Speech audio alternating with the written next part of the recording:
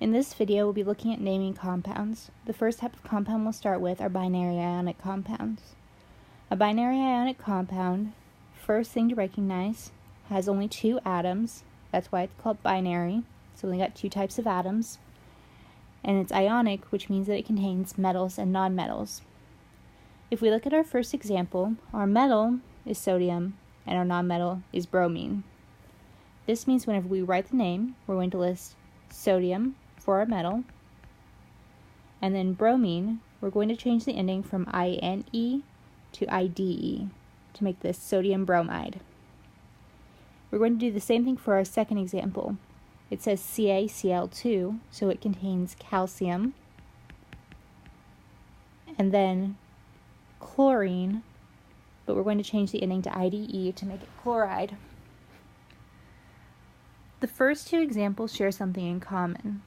They're from either group 1, 2, or they're aluminum, silver, gold, or zinc.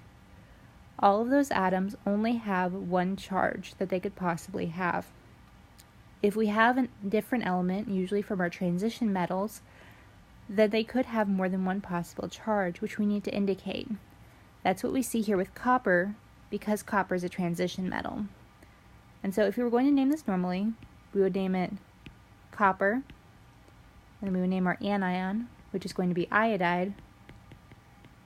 But between these, we need Roman numerals to tell us what the original charge or oxidation state was on copper.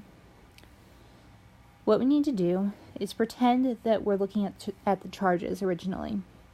The original charge of iodine should be -1, which is why we're not seeing any numbers written at the bottom of copper, which is where the charge would move if we had done the crisscross method.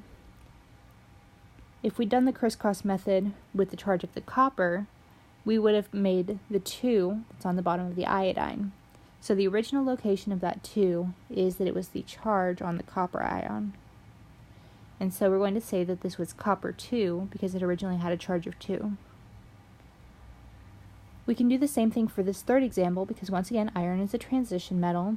We can write iron, sulfide,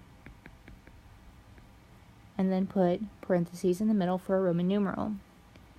The 2 on the iron came from the original charge of the sulfur, and the 3 that's on the sulfur would have been the original charge of the iron, meaning we should call this iron 3 sulfide.